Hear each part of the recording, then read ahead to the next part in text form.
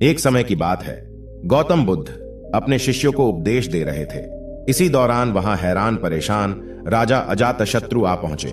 उन्होंने गौतम बुद्ध को प्रणाम किया और कहा कि हे बुद्ध, जब से मैं तुम्हारा अनुयायी बना हूं तब से सभी लोग मेरे सीधेपन का बहुत फायदा उठा रहे हैं। आपका अनुयायी बनने से पहले लोग मुझसे बहुत डरते थे, क्योंकि तब मैं बहुत क्रूर था और किसी को भी मृत्यु दंड देने में क्षण भर का भी समय नहीं लगाता था।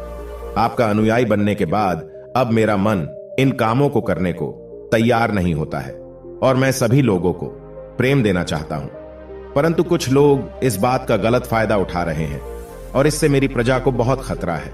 मेरे शासन में बहुत दिक्कतें आ रही है। आप ही अब बताएं मैं क्या करूं। गौतम बुद्ध फिर उन्हें एक कहानी सुनाते हैं। बहुत समय पहले की बात है। एक बार एक भिक्षु एक गांव से गुजर रहा था। उस गांव में एक बहुत बड़ा पीपल का वृक्ष था। चलते चलते भिक्षु बहुत थक गया था।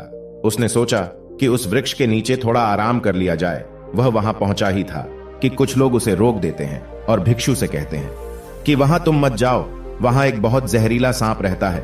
उसने बहुत से लोगों को डस लिया है। वह इतना खतरनाक है कि जो भी उसके सामने आता है वह उसे जिंदा नहीं छोड़ता है। भिक्षु मुस्कुराता है और कहता है कि एक दिन तो सभी को मरना है। अगर मुझे आज ही मरना होगा तो इसमें कौन सी बड़ी बात है। आप मेरी जरा भी चिंता न करें और मुझे आज्ञा दे। भिक्षु वहां से चल देता है और पेड़ के नीचे अपना आसन बिछाकर बैठ जाता है। थोड़ी ही देर बाद उसके सामने सांप आता है और उससे कहता है कि क्या तुम्हें मुझसे डर नहीं लगता? क्या तुम्हें पता नहीं है यह मेरा इलाका है और यहां पर आने की किसी की भी हिम्मत नहीं होती है। तब भिक्षु उसे बहुत ही प्रेम के साथ कहता है कि इसमें डर वाली कौन सी बात है।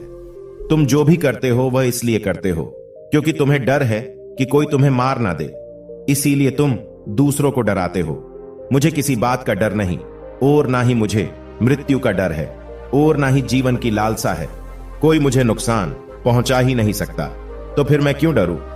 सांप को यह सुनकर बहुत गहरा आघात पहुंचता है। उसने आज तक ऐसे व्यक्ति देखे जो उससे डर कर भागते थे। उसने आज तक ऐसा कोई भी व्यक्ति नहीं देखा था जो उससे नहीं डरे। भिक्षु की इतनी बातें सुन सांप उनके चरणों में लेट जाता है और उनसे कहता है कि आज तक मैंने जो भी किया वह अपनी जान बचाने के लिए किया, क्योंकि अगर मैं इस तरह का रूप धारण नहीं करता तो लोग मुझे जिंदा नहीं छोड़ते। तब भिक्षु उससे कहता है कि तुम एकदम सही कह रहे हो, लेकिन अगर तुम इस मोह से मुक्त होना चाहते हो तो एकदम शांत हो जाओ, प्रेम से भर जाओ और यह जान लो कि एक दिन जीवन समाप्त हो ही जाएगा। उसके लिए बुरे कर्म करने की कोई आवश्यकता नहीं है।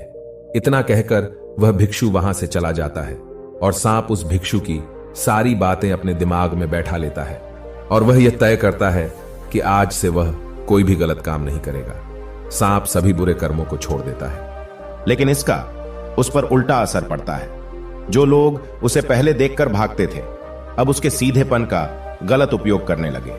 अब सब लोग उसे छेड़ते, उसे चोट पहुंचाते। अब सांप बहुत दुखी रहने लगा और बहुत ज्यादा दुखी रहने लगा।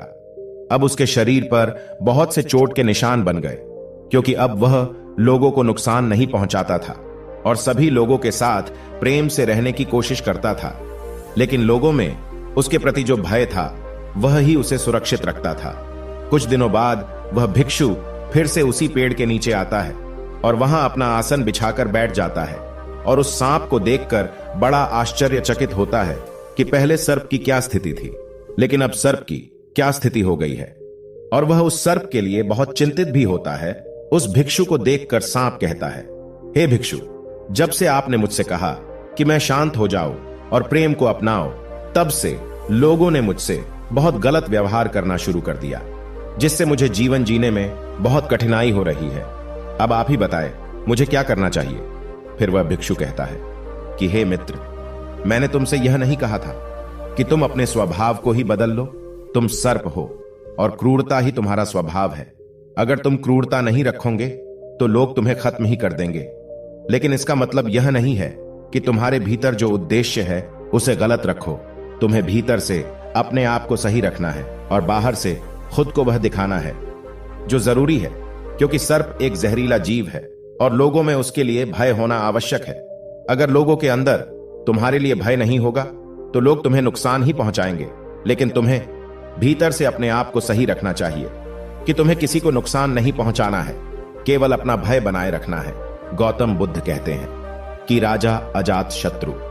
तुम इस कहानी से क्या समझते हो? राजन, इसका मतलब यही है कि तुम अपने स्वभाव को मत बदलो। तुम अपने आप को समझो, तुम अपने आप को प्रेम पूर्ण पाओगे तो अपने उद्देश्य को अच्छा पाओगे, फिर तुम्हें उससे खुशी मिलेगी, और जब तुम्हें खुशी मिलेगी तो तुम लोगों को खुशी दे सकेंगे। और यहां इस बात की जरा भी जरूरत नहीं है कि तुम बाहर से लोगों को